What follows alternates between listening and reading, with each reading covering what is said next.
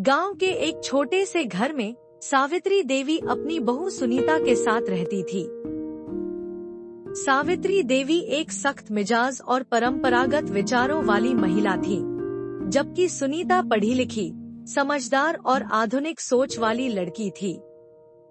शुरुआत में सास और बहू के बीच अक्सर छोटी छोटी बातों पर अनबन हो जाती थी।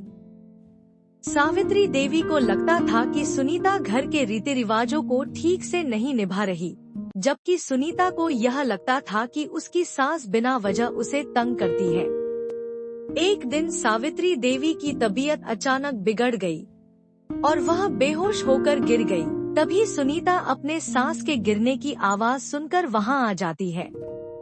अरे माँ जी, क्या हुआ आपको? सुनीता घबराकर बोली। उसकी सास उठी और बोली, जरा सा चक्कर आ गया था, इसलिए गिर गई थी।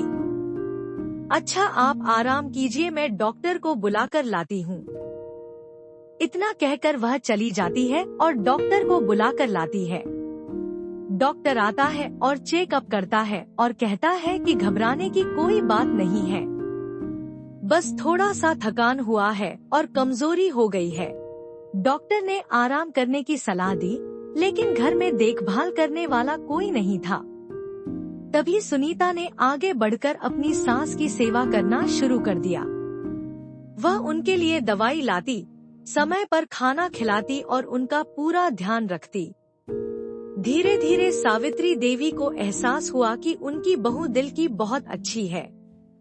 एक दिन उन्होंने सुनीता से कहा, बेटा, मुझे माफ कर देना, मैंने हमेशा तुम्हें गलत समझा, लेकिन तुमने बिना किसी शिकायत के मेरी इतनी देखभाल की। सुनीता मुस्कुराई और बोली, माँ जी, आप भी तो मेरी माँ जैसी हैं।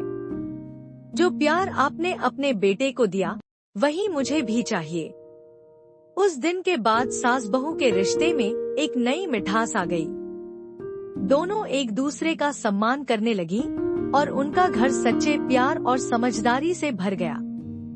इस कहानी से हमें यह सीख मिलती है कि प्यार और समझदारी से हर रिश्ता अच्छा बनाया जा सकता है। ऐसी और मजेदार कहानी वीडियो देखने के लिए चैनल को सब्सक्राइब करें।